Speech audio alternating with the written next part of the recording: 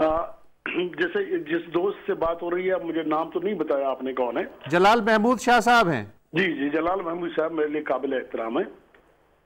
देखिए, इसमें ये तमाम चीजें जो जलाल महमूद शाह ने बोली है, ये हम लोगों ने रखी थी, जो नहीं मानी गई। ठीक, जो हमने ये जो बात है कि भाई पाकिस्तान एक मल्टीनेशनल होना चाहिए, पाकिस्तान एक असील कौमी मुल्क है, पाकिस्तान में जो है मजहब के बुनियाद पे, बल्कि हमने तो ये भी उसमें डाला हुआ था कि पाकिस्तान को एक रिपब्लिक कंट्री होना चाहिए। Why Pakistan is name Islamic republic, it will be only republic of Pakistan, और ये रिपब्लिक डेमोक्रेटिक ऑफ पाकिस्तान होना चाहिए। हमने ये भी लिखा, उसमें डाइवर्ट किया था कि सेकुलरिज्म को अहमियत दी जाए। ये वो बातें हैं जो नहीं मानी गई। तो आप ये समझते हैं कि ये बुलडोज करवा के बातें मनवाई गई हैं, या आपने अपनी खुशी से कहा कि चलो ठीक है, इस वक्त यही गनीमत है जो भी मिल रहा है? देखिए, मैं आपसे अर्ज करूं कि देखिए, आप जिसके साथ बैठे हैं, आपको मालूम होना चाहिए कि इस दुकान से मिलता क्या है। सही।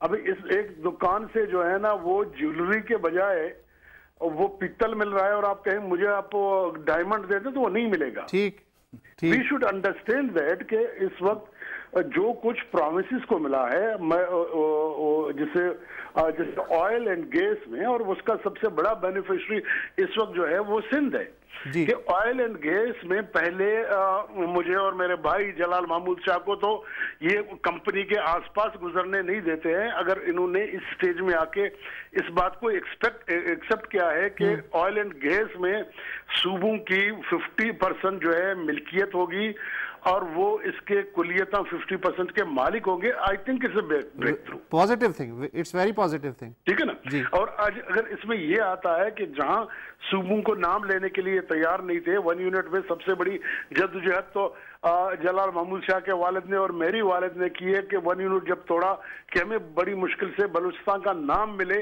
आज उन्होंने ये भी शामिल कर लिया है कि दीज प्रॉमिसेस जो है दूसरे मुल्कों से अपनी जरूरियात के हिसाब से लोन ले सकते हैं।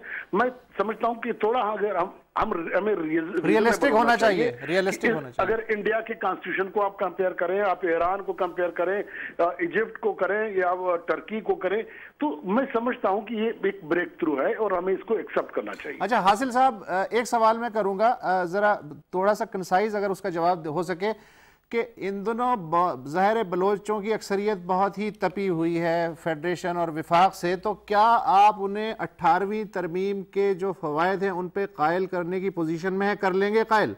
हाँ, देखिए, मैं बिल्कुल सिंपली बताऊं, बलूचिस्तान में 2 तबके हैं। वो जो फेडरेशन की बात करते हैं, फेडरेशन के हवाले से सियासत कर रहे हैं, उनके लिए ये बहुत ब्रेक थ्रू है। जो लोग ये कहते हैं कि हमें ये फेडरेशन एक्सेप्ट ही नहीं है, इसको विदर होना चाहिए, उसको खत्म होना चाहिए, उसके लिए इस बात की कोई अहमियत नहीं है। मगर मैं एक क्रेडिट फिर उन मिलिटेंट्स को जरूर दूंगा कि अगर बलूचिस्तान की या प्रोविंशियल ऑटोनॉमी की बात की गई है, उसमें मिलिटेंट्स का कंट्रीब्यूशन जरूर है, जिसको वो एक्सेप्ट नहीं करते। ठीक है, बहुत शुक्रिया हासिल बलोच साहब, बहुत शुक्रिया आपका। मैं थोड़ी अपने भाई हासिल से थोड़ा इख्तलाफ करूंगा। जी बताएं। क्योंकि अभी तक जो मेरे नज़र से गुजरी वो कह रहे हैं मुझे पता नहीं से पीतल ही मिलेगा। मैं दुकान से मैं इस बात पे आता हूं कि 50% नहीं, उन्होंने ये कहा इस पार्लियामेंट से, जी जी, इस पार्लियामेंट से यही कुछ हासिल हो सकता है, तो उन्होंने पीतल ही जरूर हासिल किया है, उन्होंने वो पार्लियामेंट का हवाला दिया था। नंबर दूसरी बात, हम ये कहते हैं कि जो ये कहा जाता है कि नहीं जी हमने 50% अगर हमारे नेचुरल रिसोर्सेज से दी, ऐसे नहीं लिखा गया है। उसमें ये है कि हम इसको काउंसिल ऑफ कॉमन इंटरेस्ट में ले जाते हैं, उसकी एक मैनेजिंग कमेटी का एक फार्मूला बनाएंगे। लेकिन ये तो आईनी कमेटी में थे हासिल बलोच। यकीनन मैं जो पेपर देखा है, हो सकता है तफसीलन आ जाए। अगर 50% देते हैं तो फिर और बात है, लेकिन हमने फिर तो खुश हैं। मैं तब भी खुश नहीं है, पार्शली 50% खुश 50% पे पार्शली। लेकिन अगर ये 50% तो खुश होंगे ना। फिर हम चाह रहे थे कि ओनरशिप हो प्रोविंसेस को, ताकि हम अपने लोगों को जो पेट्रोलियम कंसेशन होते हैं उसमें भी हमारा रोल होना चाहिए, जो कंपनीज के साथ होना चाहता है, जो इसमें फैसले साजी में नहीं होगा।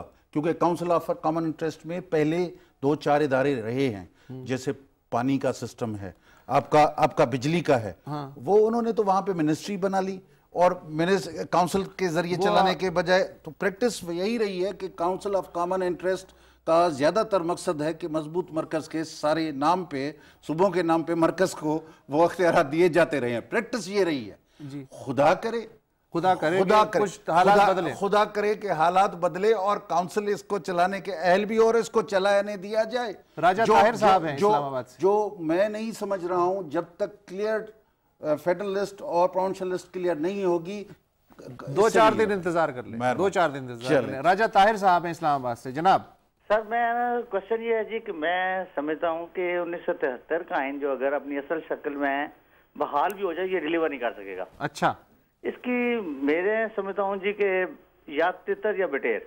अच्छा। ना ये सेकुलर है ना इस्लामिक है। तो मेरी सवाल ये है जी कि या दुनिया के अंदर जितने भी आइन हैं या सेकुलर हैं या इस्लामिक हैं, और तरक्की जहाँ पे हुई है वो सेकुलर आइन ने की है जी।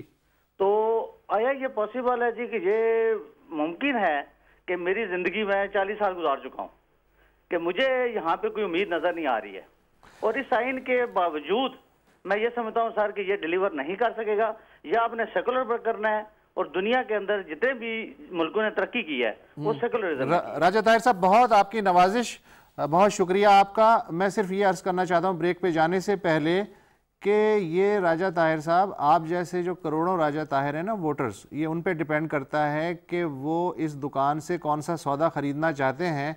अगर सेकुलर वोटर ज़्यादा हो जाएंगे तो जाहिर है कि उसी तरह के पार्लियामेंट में मेंबर जाएंगे और फिर इसी तरह होगा जैसा कि आप चाह रहे हैं। लेकिन अगर आप जैसे चंद लोग हैं और बाकी लोग दूसरी तरफ जा रहे हैं तो फिर यही होगा जो कि होता आ रहा है। ब्रेक पे चलते हैं, गुफ्तगू जारी है।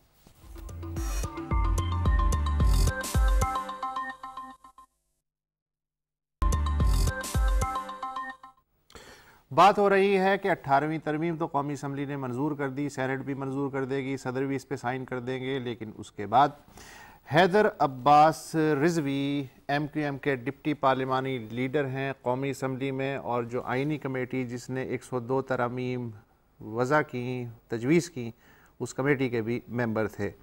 हैदर अब्बास रिजवी साहब, खुश हैं आप? जी वसु साहब, मैं खुश हूँ अल्हम्दुलिल्लाह। एक बड़ा काम किया है।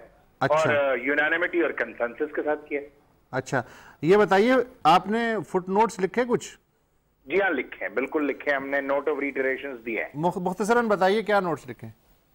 देखिए, हमने तो एक सेल्स टैक्स के ऊपर दिया है, फिर हमने बंदरगाहों के ऊपर दिया है जी, फिर यूं समझिए कि हमने जो एक आर्टिकल 37 में जी, जो बेसिक ह्यूमन राइट से related clauses principle of policies में थी, जिसमें हमारी डिमांड ये थी कि a man is supposed to be innocent until unless proven guilty by the court of law। सही, इसको रखा जाता है, जो पहले रखा गया फिर निकाल लिया गया। जी जी, तो उस पर हमारा नोट ऑफ रिटरेशन है। फिर 17(4) जो कि पॉलिटिकल पार्टीज के इलेक्शंस के ऊपर, उसके ऊपर हमारा नोट ऑफ रिटरेशन है जी, और एक आध दो नोट ऑफ रिटरेशन हमारे और हैं। अच्छा, ये बताइए कि NFC अवार्ड में ये सेल्स टैक्स कायम अली शाह साहब के बकौल दे दिया गया था, ये उन्हीं का ख्याल है या वाकई मुसव्वदा जो है तब्दील हो गया है, वो सफा चोरी हो गया है?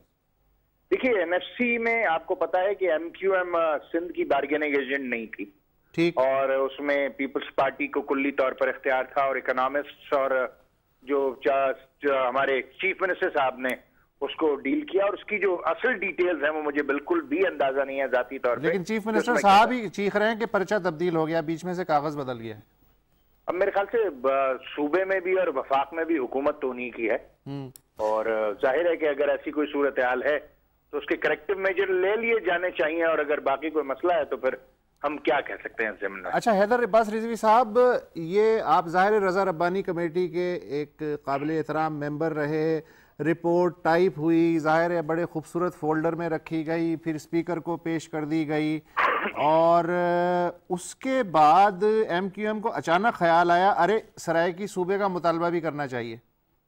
नहीं, ऐसा नहीं है। मैं आपसे अर्ज करूं जी कि पुख्तूनख्वा मिली अवामी पार्टी के अब्दुल रहीम मंदू खेल साहब एक मुतालबा रखा था, जिसमें उन्होंने बड़ी वजाहत के साथ जुनूबी पख्तूनख्वा सूबे की बात की थी, और उसके साथ सराइकी सूबे की भी बात की थी। ठीक,